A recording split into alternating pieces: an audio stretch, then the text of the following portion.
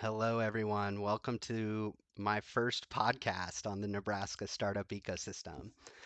My name is David, and I'm looking forward to covering things that go on in the ecosystem. Although today's presentation is going to be fairly focused on some recent events that have happened over the last couple of months, but kind of got a little bit more blown up, I would say, over the last week or so. And I look forward to the discussion and conversation that this generates. I'm very excited to hear people's points of view, and I look forward to talking to even the people who may disagree with something I'm going to say today. But I look forward to kind of sharing at least a story and talking about what I believe is right and what I believe is wrong in an ecosystem like this. So, real quick today, we're going to go through a little bit of background. Then we're going to talk about what went down and kind of the events that led to this inaugural podcast being made. What happened just after those events, the reaction that I received. I'm going to detail the nastiest call that I think I've ever been in the startup space, which happened today. So there's a bit of an update that has not kind of been shared yet. I'm going to pose some hypothetical questions that I think are worth thinking through, and then I'm going to give you my summary and conclusions. So let's start with where this kind of picked up for many, many people. I'm just going to give a little context and background here. I made a post about 6 days ago and it says, I never go personal on LinkedIn, but with the horror stories coming out about Alexie Wellman and the Nebraska startup ecosystem, my moral compass is telling me to make an exception. My message to anyone in the space, avoid at all costs and cut ties if you have any. The blog article would be so satisfying to publish. So that is a LinkedIn post that grabbed a lot of people's attention, and we're going to go a little bit more into it today. Just for the record, and just because I am kind of covering some events here as a podcast, I'll give you a little bit of background news information. That post got 11,000 impressions. It reached almost 2,500 people, and I got ratioed really hard publicly. You can see 6 reactions versus 30 comments.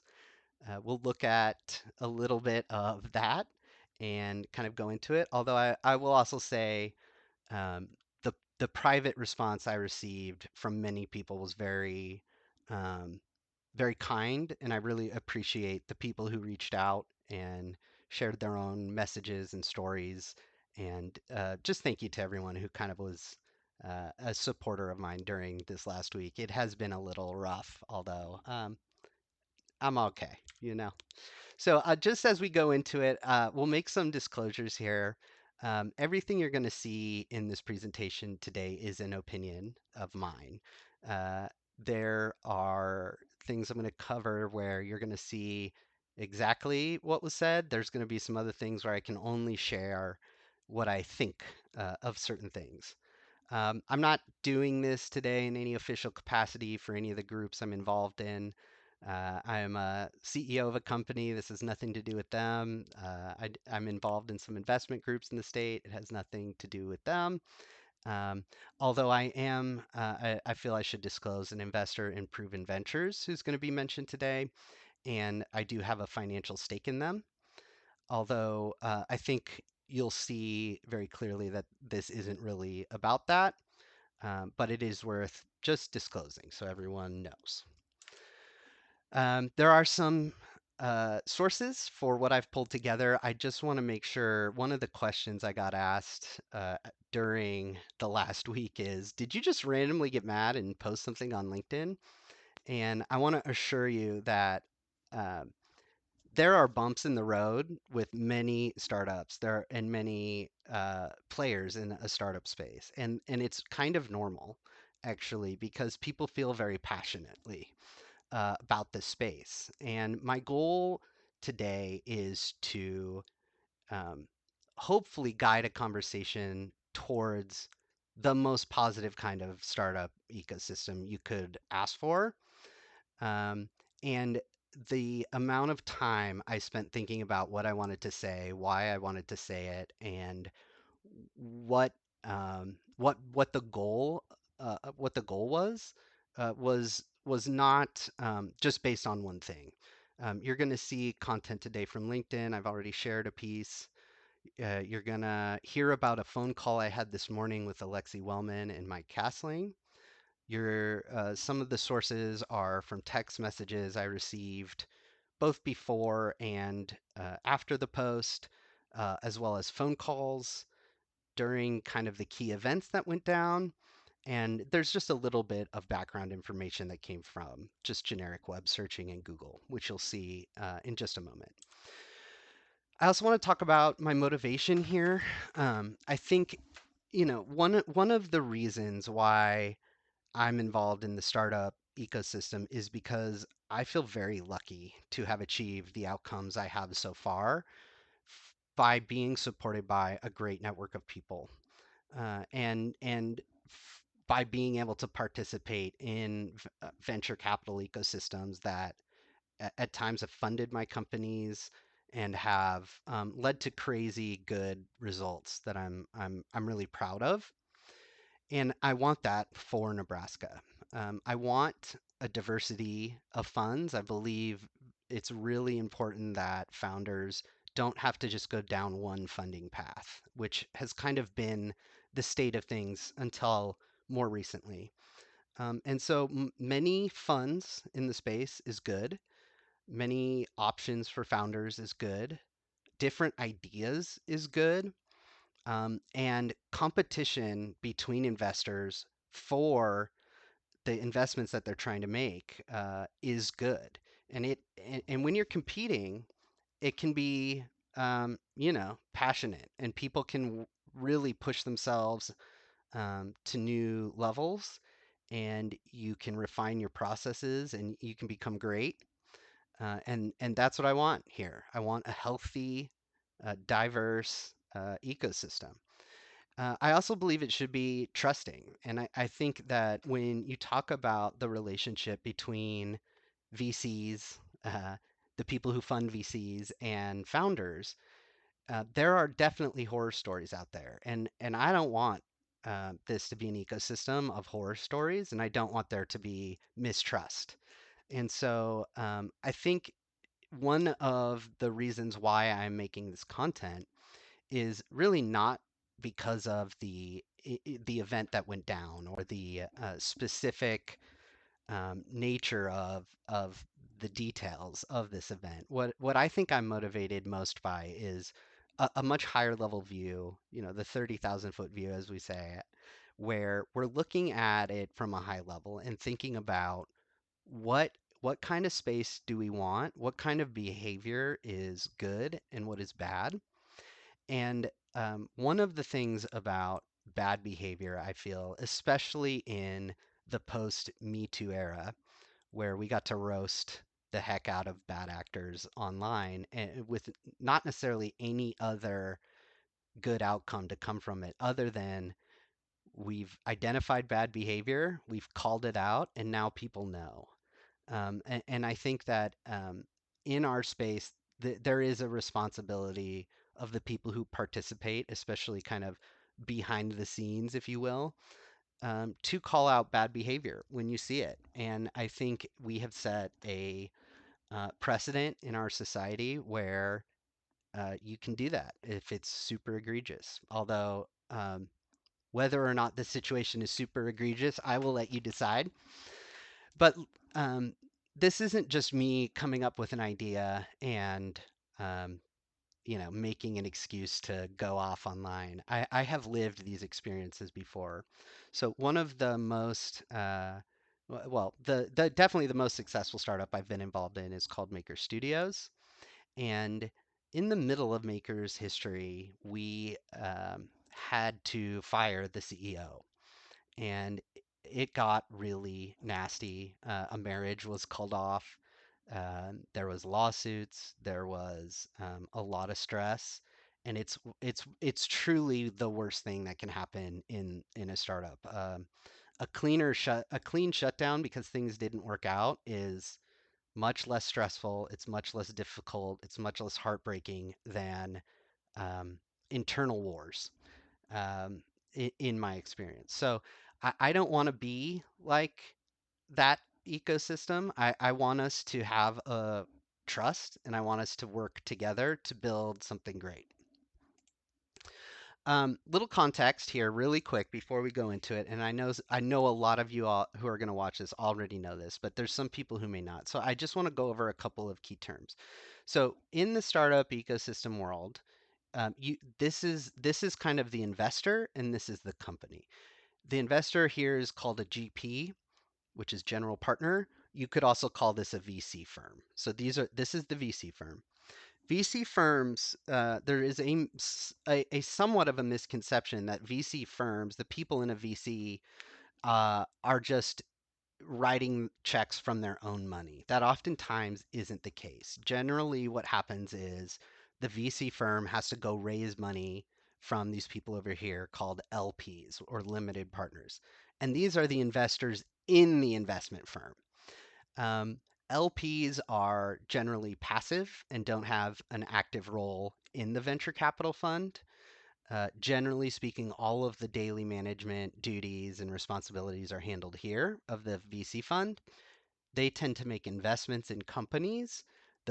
They are oftentimes almost every time minority investments, meaning they don't own a controlling share, they don't take over the company. They're there to make an investment, maybe between uh, just 5 and 25% of a company, we'll say, something like that. And so the company oftentimes retains complete control, although they may have to create a board seat for their investor, or they may have to do other stuff. We're going to look at the relationship between these groups today, so I just wanted to give a little bit of context on those for anyone who may not be aware. Um, a little bit more detail of how do VC funds actually make money.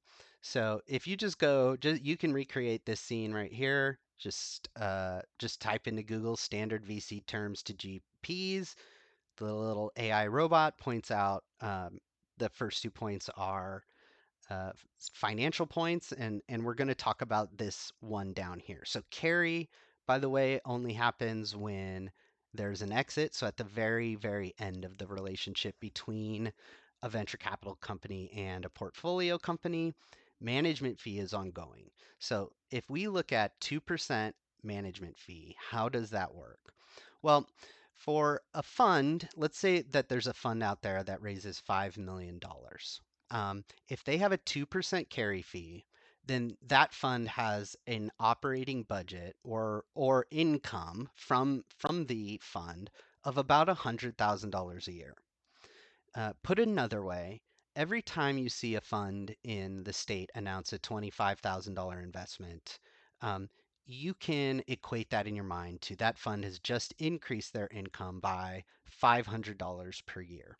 So what I want to point out here is that if you think of a $5 million fund or a $10 million fund, one to $200,000 in income, while that may be great on a personal level for a single person, is really not very much money. And in fact, it's not enough.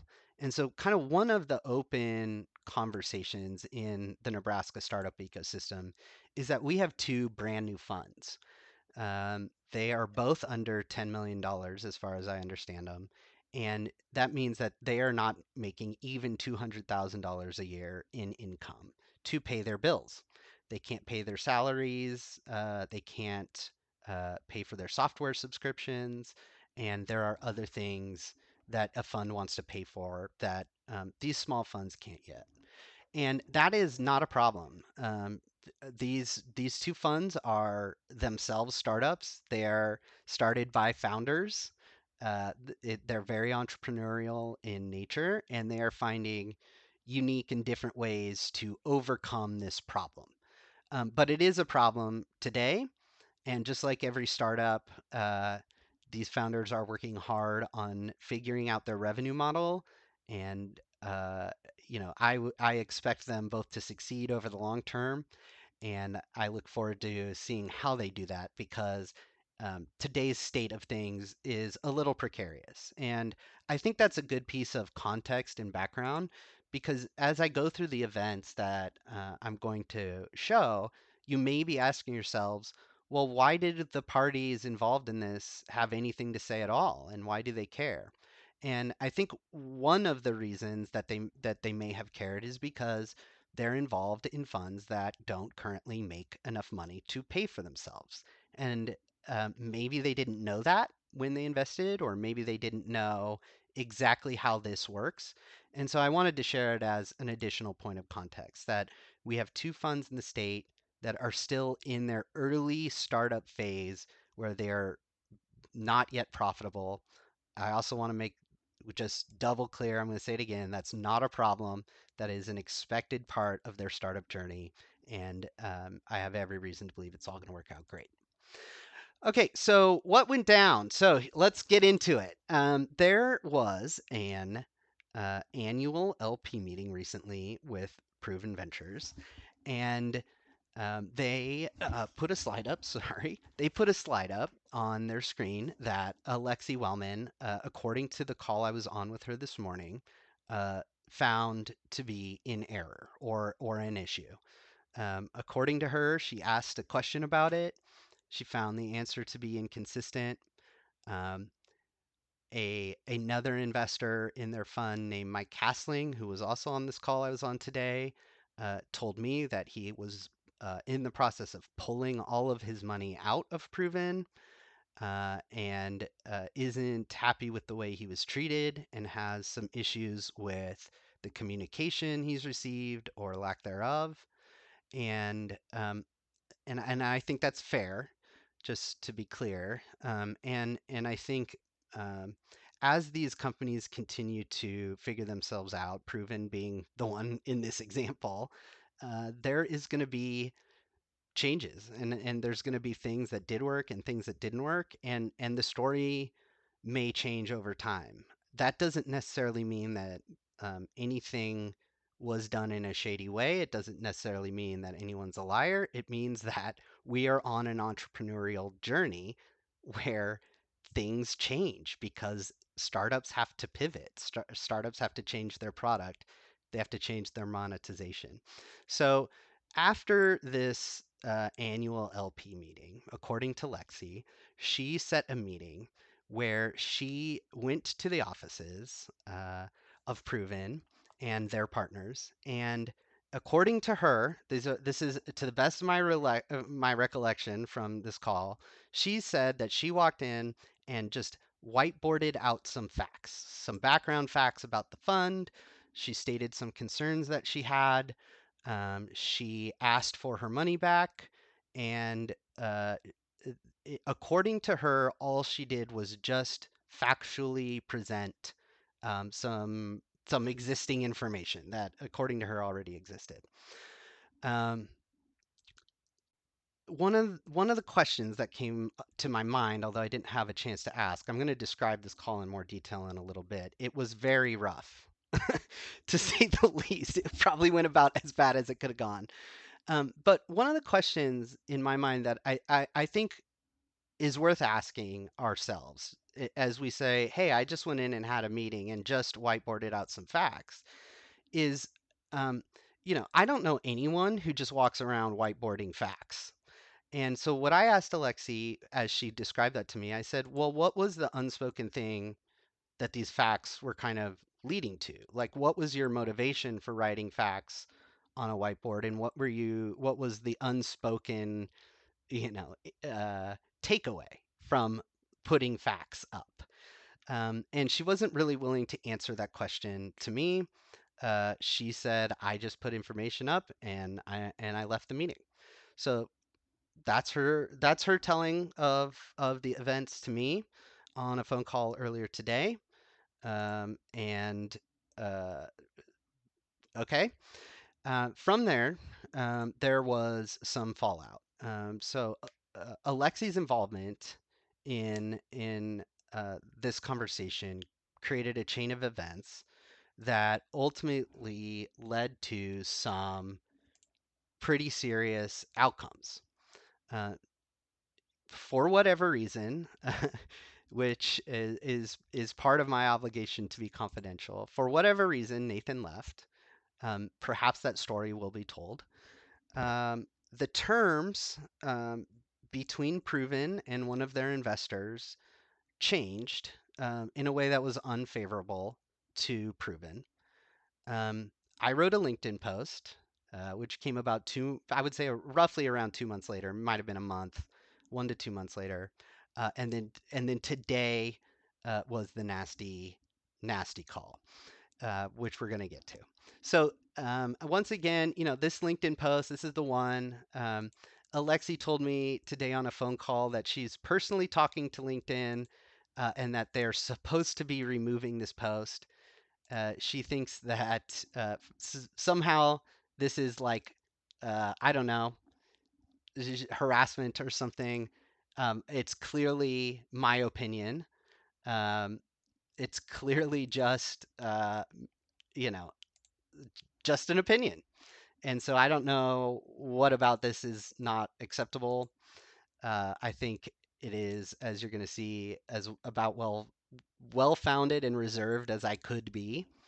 And now that I've had this super nasty call with her, I am 100% sure I was in the right. And even before that call, I was 100% sure I was in the right. And I just want to also assure anyone who is looking at this, I don't do this lightly. This is not like fun at all. And it sucks for the ecosystem because it creates issues of trust and it creates questions. And even myself, I look like a hothead and a jerk. And I'm sure some people are 100% convinced that that's how it is, and that's okay. uh, I am willing to be a jerk to people who are not nice. um, so I wanted to share a little bit of a reaction that I've received. While I did get ratioed, which means there were many more comments than there were likes or whatever. Some people reached out, and I just want to say thank you to everyone who did. I'm really grateful for that, and I'm grateful for my friends in the space and the group of people I meet with on Friday nights who were very supportive, as well as these individuals and some others who I chose not to include in this, who reached out and were very kind. And um, I think this one actually uh, nailed it for me. This is what I was going for. No matter the opinions or people, sticking to your beliefs is admirable and hard to come by. You may not agree with me, but I do have a singular motivation and a singular reason for this kind of content, and it is to keep things on the rails here and to make sure that people are acting respectfully and fairly. And then the other kind of feedback I got were other people sharing horror stories that they've had with Alexie, and while there definitely are many people who are super supportive of her, and I think that that is really great, especially if she's been impactful to you in a positive way. I don't. I'm not taking that away from her, and I don't discount the good that that all represents. And I'm grateful that she involves herself and is trying, which as far as I can tell, she is. But what I think the 30,000 foot view that many people have taken away is that she's been a bully, and this is someone else's words; these aren't mine. But I'm not the first person to see an issue here. I don't think I'll be the last, but I just wanted to share that many people have been positive and supportive, and I'm very grateful to them. So thank you. Um, all right, so let's get to this call today. I'm realizing just right now that my picture is going to be a little bit in the way through this, so I'll probably just move myself through this. I think I can do that. Let's give it a shot. Here we go. Boop. Okay, so I had a call today with Alexie Wellman and Mike Cassling, and um, what I thought this call was about was, all right, the post went out. There was some friction created from it.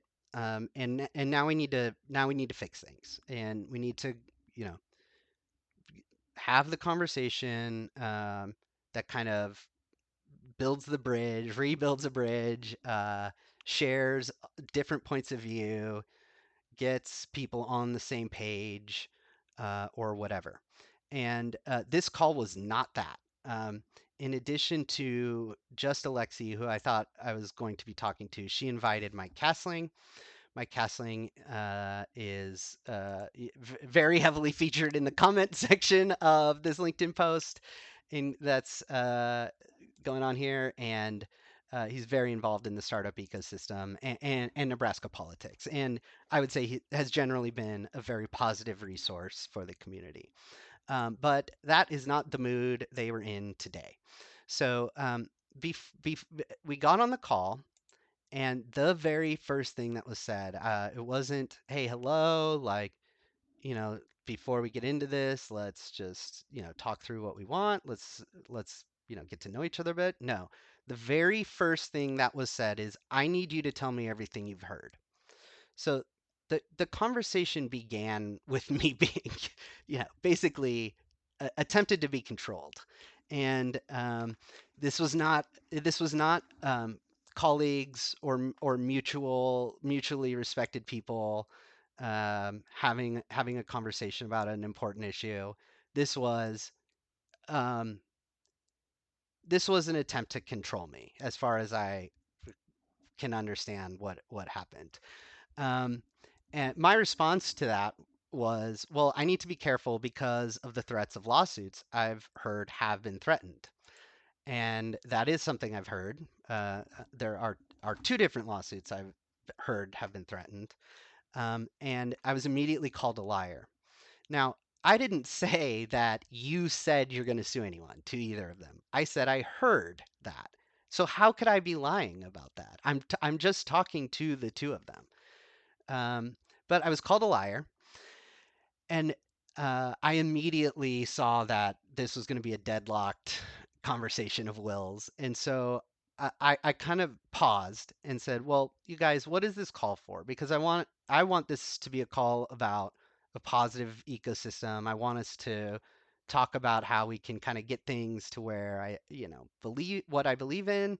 I got an amen from that, uh, and then there was a good part of the conversation, I would say, for a few minutes. And um, both Alexi and Mike outlined um, valid concerns, I would say. There are real issues. I identified and outlined one earlier, and I think um, there's probably some other critiques that are fair around what's gone on. Um, but certainly, I don't know. Like if Mike's conclusion from his concerns is I need to ask for my money back, or if Alexi came to her conclusion and needs to ask for her money back, I think that's okay. You're allowed to ask for what you want in the business world. Um, but where it got kind of weird was when Mike called the founders of Proven pathological liars. And for me, that didn't sit well. It's his opinion, clearly, but it felt like things were um, going off the rails very quickly.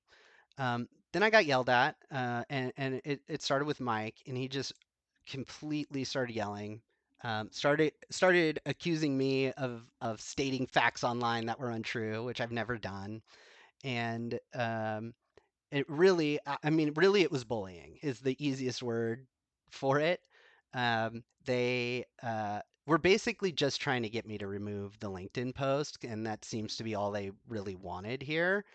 Um, Alexi spent a bunch of time talking about how she's in the startup ecosystem. She shared she shared with me that she spent 1,000 hours in the space, which I'm like, okay, well, welcome. that's that's a good start. She shared that financially it hasn't been super lucrative for her, which makes sense. It takes a very long time before things get lucrative in this space. And there was some other stuff like that.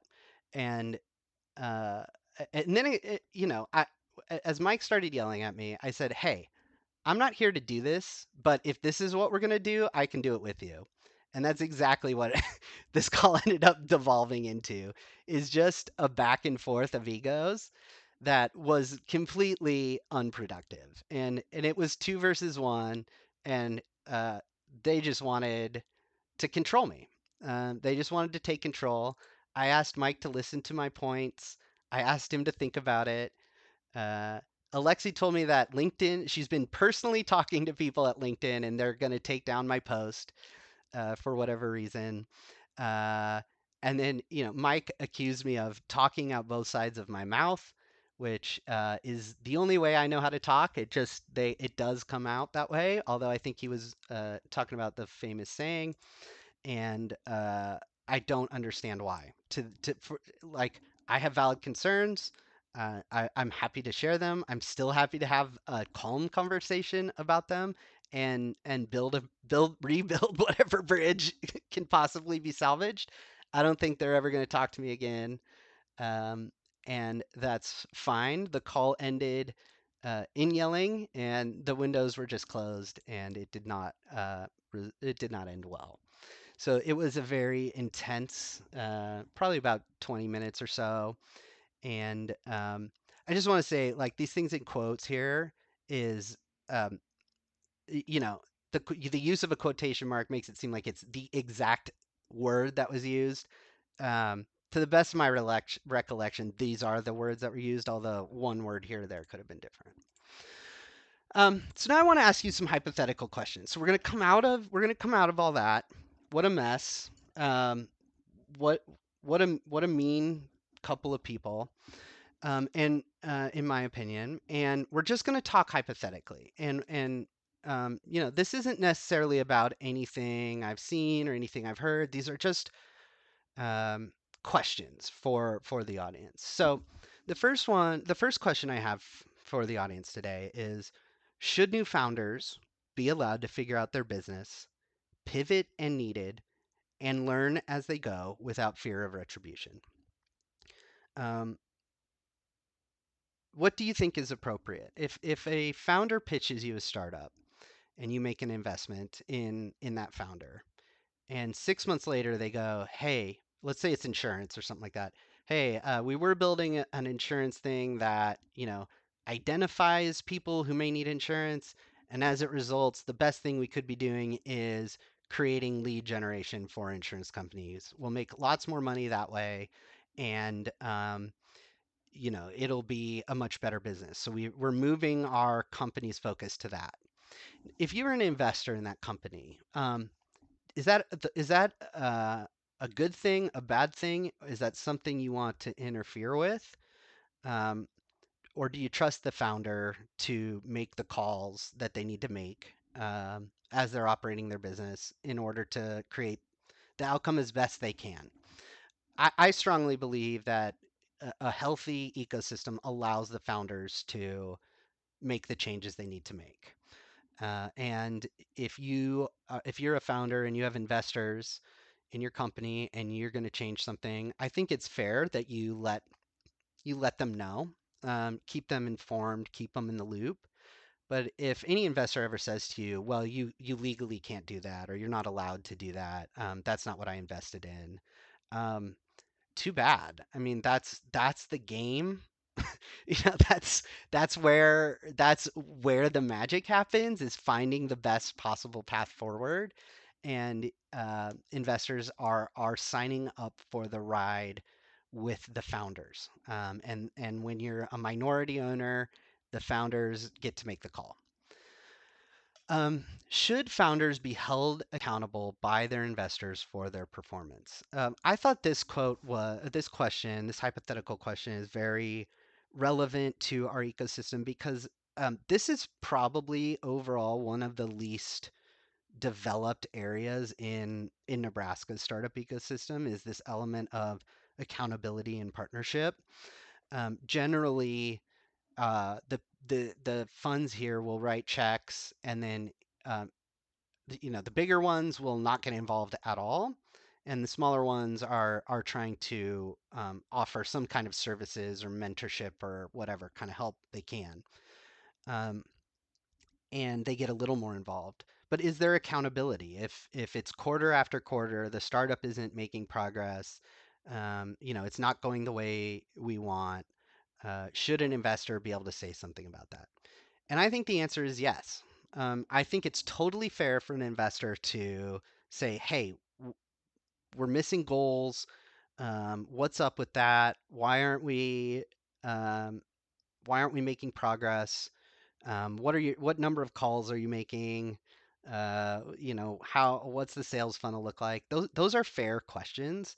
It's also fair to say, and what are you doing about it? Because when a founder is missing, um, they have a duty to the investors that they raise money from to still try to make the best situation they can. So I would say yes, it's okay for founders to be held accountable by their investors, and it is okay to speak up. I think the way that a hypothetical question like that tracks back to this conversation is it still has to be done in a fair way. And it still has to be done in a non-personal. It's got to be done in a you know way that is collaborative and builds a better future, not in a way that hurts people or tears them down in any way.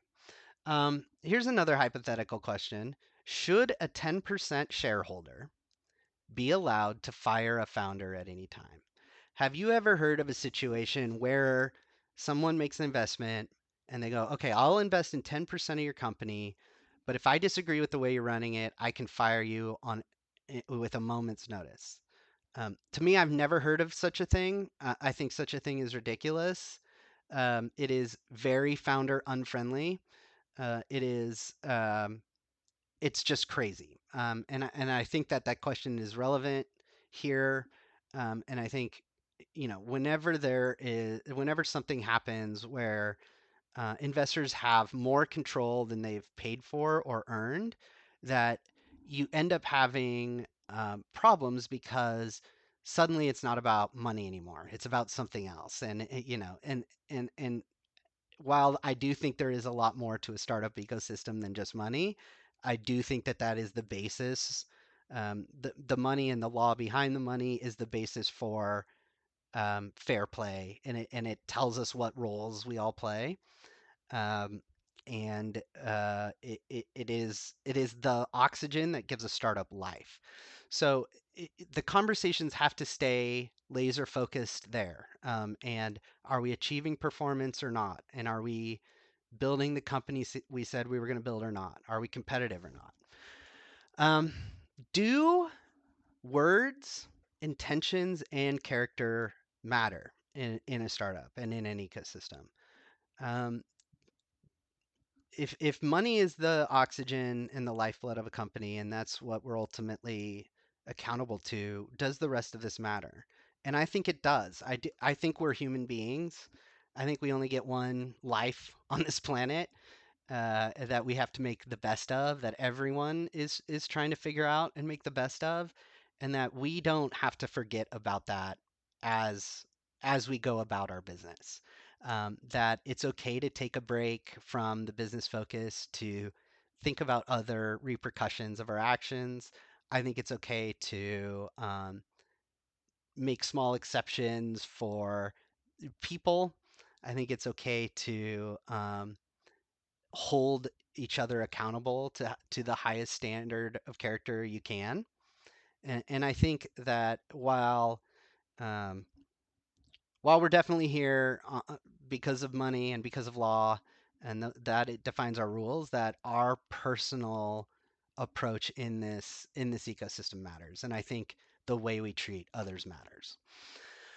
Um, do we want a startup ecosystem where people can go behind the backs of others to affect outcomes negatively? So I want you to really think about the back room and what has been colloquially historically termed the boys club, or just the concept of the wealthy just putting their will on other people regardless of kind of anything. It's an ego driven thing. It's politics. It's uh, for the fun of it. I mean, the whims of the wealthy to me are hard to understand.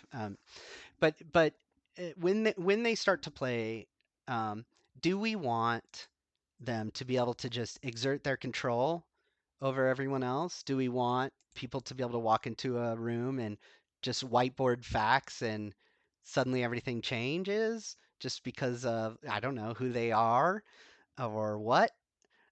Or do we want an ecosystem where we um, have to kind of have these conversations in a professional manner and in a way that um, points out issues in a way that is collaborative to the founder, although maybe not necessarily what the founder wants to hear. And can you deliver a message in a way where it can be received and it can be a positive outcome for everyone involved? Or or just screw it. Do we all just kind of we see a problem, we see a weakness, we knife each other, we create a mess, and we just see who can get the most power and the most money at the end of the day. Which one do we want? It's just a question.